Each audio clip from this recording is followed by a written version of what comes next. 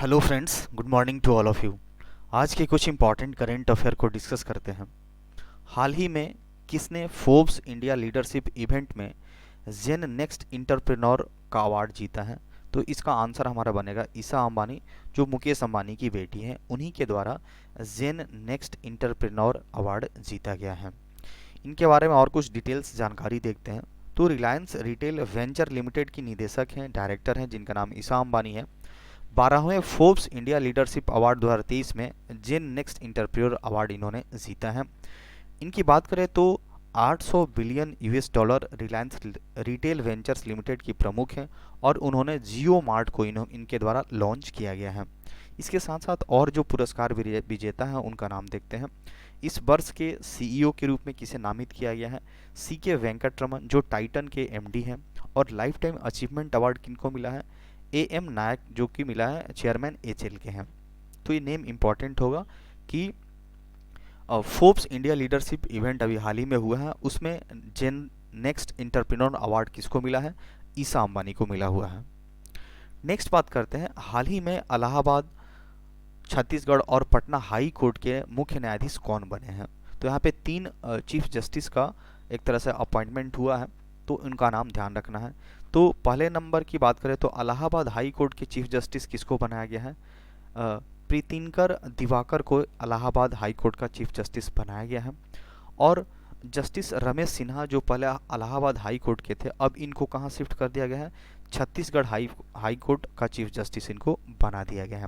उसके बाद बात करें तो जस्टिस के विनोद चंद्रन, ये केरला हाई कोर्ट के थे, लेकिन अब इनको पटना हाई कोर्ट का चीफ जस्टिस बना दिया गया है, के विनोद चंद्रन जी को। तो नेम ये तीनों काफ़ी इंपॉर्टेंट होने हैं।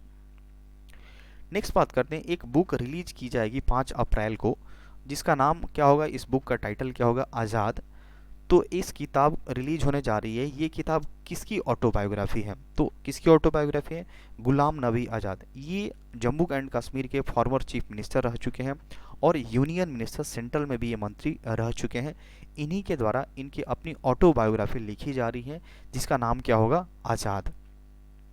इनके बारे में बात करते हैं तो ये अपना जो कार्यकाल है, जो चीफ मिनिस्टर रह चुके हैं और जो यूनियन मिनिस्टर रह चुके थे, और पिछले 5 दशकों में भारत की जो राजनीति है, पॉलिटिक्स कैसे चेंज हुआ है, कितने सारे बदलाव आए हैं, और अपने कार्यकाल को लेकर के इन्होंने इस बुक में पूरी तरह से लिखा हुआ है। तो नेम इंपॉर्टेंट है, आज़ाद। किसकी ऑटोबायोग्राफी होगी? गुलाम नबी आज़ाद की। नेक्स्ट बात करते हैं, हाल ही में किस स्टेट ने right to health bill pass किया है? राइट टू हेल्थ, जिसको यहाँ पे शॉर्ट में बताया जा रहा RTH, राइट टू हेल्थ। तो हाल ही में राजस्थान के द्वारा राइट टू हेल्थ नामक बिल पर पास किया। देखते हैं ये राइट टू हेल्थ क्या है एक्चुअली। तो राजस्थान स्वास्थ्य का अधिकार, इसको RTH कहने का मतलब राइट टू हेल्थ विधेयक पारित किया जा गया है, और ये भारत का ऐसा पहला राज्य बन गया है। इस बिल के तहत, इस विधेयक के तहत क्या होगा? जो भी प्राइवेट हॉस्पिटल है, आपातकालीन रोगियों से शुल्क नहीं ले पाएंगे। बहुत सारे ऐसे पेशेंट होते हैं जो सडनली उनका कुछ हो जाता है और आप मतलब इमरजेंसी वार्ड में जाके भर्ती होते हैं, तो उस केस में कोई भी मतलब प्राइवेट हॉस्पिटल है वो उनसे शुल्क नहीं लेगा, फ़ी नहीं लेगा, और जो भी फ़ी होगा वो राज्य सरकार के द्वारा मुआवजा के रूप में दिया जाएगा। सार्वजनिक संस्थानों में निदान, दवाओं, आपातकालीन परिवहन, आपातकालीन देखभाल और प्रक्रिया सहित मुफ्त स्वास्थ्य सेवाएं इस विधेयक के तहत पास कराई जाएगी। और सबसे इम्पॉर्टेंट बात यहाँ पे है, बहुत सारे ऐसे कभी केस हो जाते हैं जिसमें पुलिस का केस बन जाता है, कुछ लीगल इशू हो जाता है, उस केस में भी उसमें कोई देरी नहीं किया जाएगा। इस बात की सरकार के द्वारा एक तरह से ऑर्डर है। तो मेडिको लीगल प्रकृति के मामले में कोई भी निजी या सार्वजनिक अस्पताल पुलिस की मंजूरी के आधार पर इलाज में देरी नहीं कर सकता है। तो ये स्ट्रिक्टली सरकार के द्वारा दिया गया है। तो ये बहुत ही अच्छा पहल है, राजस्थान के द्वारा इसको चालू किया गया है, राइट टू हेल्थ। अभी राजस्थान के चीफ मिनिस्टर कौन है? अशोक गहलोत हैं। नेक्स्ट बात करते हैं, अभी हाल ही में वोमेंस प्रीमियर लीग हुआ है। जिस तरह IPL होता है मेंस टीम की, इसी तरह से ये 2023 में पहली बार हुआ है महिला प्रीमियर लीग। इसके वजह से ये काफ़ी इंपॉर्टेंट हो जाता है।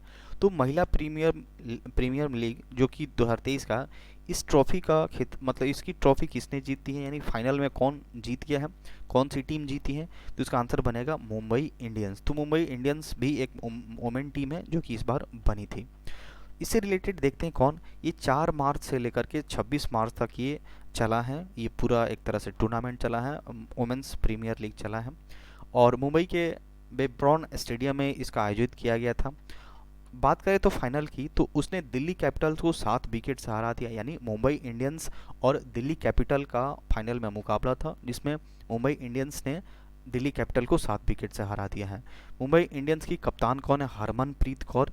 और इसके साथ साथ और जो विजेता है उसकी बात करें, टूर्नामेंट में सबसे मूल्यवान खिलाड़ी कौन थे, हेले मैथ्यूज, ये वेस्ट इंडीज की प्लेयर है ये।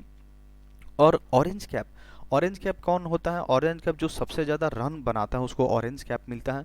पर्पल कैप कौन होता है, जो सबसे ज़्यादा विकेट लेता है उसको पर्पल कैप मिलता है। तो इसमें मेग लाइनिन, ये ऑस्ट्रेलिया की है, तो इनको ऑरेंज कैप मिला हुआ है और पर्पल कैप हेले मैथ्यूज को मिला हुआ है। Emerging player of the season किसको मिला, यास्तिका भाटिया, ये हमारे भारत की है।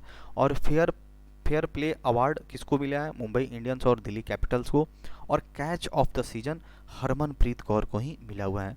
तो ये जितने सारे डेटा हैं काफ़ी इंपॉर्टेंट है, क्योंकि ये जो महिला प्रीमियर लीग 2023, ये पहली बार इतिहास में ऐसा हुआ है कि महिलाओं का प्रीमियर लीग हुआ है, तो इसके सारे डेटा काफ़ी इंपॉर्टेंट होंगे। नेक्स्ट बात करते हैं वर्ल्ड थिएटर डे 2023, इसको कब ऑब्जर्व किया गया है, 27 मार्च को हर साल वर्ल्ड थिएटर डे मनाया जाता है। इस बार की थीम क्या रखी गई है, theatre and a culture of peace, theatre and a culture of peace इस बार के वर्ल्ड थिएटर डे की इसकी थीम रखी गई है। नेक्स्ट बात करते हैं, हाल ही में अरावली ग्रीन वॉल प्रोजेक्ट को किसने लॉन्च किया है। तो अरावली ग्रीन वॉल प्रोजेक्ट शुरू किया गया है और किसके द्वारा इसको लॉन्च किया गया है, भूपेंद्र यादव के द्वारा लॉन्च किया है, जो कि हमारे यूनियन मिनिस्टर और for environment forest and climate change, जो पर्यावरण मंत्री हैं भूपेंद्र यादव, उन्हीं के द्वारा इसको लॉन्च किया गया है। अब इस प्रोजेक्ट के बारे में देखते हैं क्या है एक्चुअली। तो ये जो अरावली ग्रीन वॉल प्रोजेक्ट है, इसमें क्या होगा, केंद्रीय पर्यावरण वन और जलवायु परिवर्तन मंत्री भूपेंद्र यादव ने 4 राज्यों, कौन कौन राज्य हैं, हरियाणा, राजस्थान, गुजरात और दिल्ली में अरावली पहाड़ी श्रृंखला के आसपास 5 किलोमीटर बफर क्षेत्र को हरा भरा करने के लिए एक प्रमुख पहल, जिसका नाम क्या रखा गया है, अरावली ग्रीन वॉल परियोजना की शुरुआत की है। तो खास करके 4 हरियाणा, राजस्थान, गुजरात और दिल्ली में अरावली पर्वत जो श्रृंखला है उसके आसपास के जो रीजन है, जो 5 किलोमीटर, उसको काफ़ी हरा भरा करने का ये एक तरह से परियोजना है। नेक्स्ट बात करते हैं, हाल ही में किस एनजीओ ने चिल्ड्रेन चैंपियंस अवार्ड 2023 का इन्होंने जीता है। तो इस एनजीओ का क्या नाम है, ये आसाम की एक एनजीओ है जिसका नाम क्या है, student welfare mission, student welfare mission, जो कि आसाम की एनजीओ है जिसने चिल्ड्रेन चैंपियंस अवार्ड जीता है। इसकी और बात करें तो ऑटिस्टिक बच्चे, वैसे होते हैं, ऑटिज्म एक तरह की बीमारी बोल सकते हैं, नर्वस सिस्टम के एक नर्व को डिसऑर्डर कर देता है, जैसे कम्युनिकेशन करने में दिक्कत होता है, हकलाना या फिर एक ही चीज़ को बार बार बोलना, इस तरह की बीमारी होती है। तो इस तरह के जो बच्चे हैं इसके लिए काम कर रहे हैं ये एनजीओ वाले, और इसका नाम क्या है, स्टूडेंट वेलफेयर मिशन। इसी एनजीओ को चैंपियंस चिल्ड्रेन चैंपियंस अवार्ड से इसको सम्मानित किया गया है। इसके साथ साथ एक तपोवन नाम का एक लोकप्रिय मिशन है जिसको स्वास्थ्य और पोषण श्रेणी में भी सम्मानित किया गया है। तो ये नेम इंपॉर्टेंट होगा। नेक्स्ट बात करते हैं, हाल ही में ब्रिटेन और किस देश ने सार्वजनिक कर्मचारियों के काम के फ़ोन से टिकटॉक ऐप को प्रतिबंध कर दिया है। तो फ्रांस ये किया हुआ है, ब्रिटेन तो एक है ही और इसके साथ साथ फ्रांस भी ऐसा कंट्री बन गया है जो सार्वजनिक कर्मचारी हैं उनके काम के फ़ोन से टिकटॉक ऐप को बैन कर दिया है। नेक्स्ट बात करते हैं, हाल ही में किसने महिला मुक्केबाजी चैंपियंस 2023 में गोल्ड जीता है। तो मुक्केबाजी की बात करें तो निखत जरीन और लवलीना बोर्गिन, इन दोनों के द्वारा मुक्केबाजी जो चैंपियनशिप दिल्ली में ऑर्गेनाइज हो रहा था उसमें इन्होंने दोनों ने गोल्ड जीता है। That's all for today.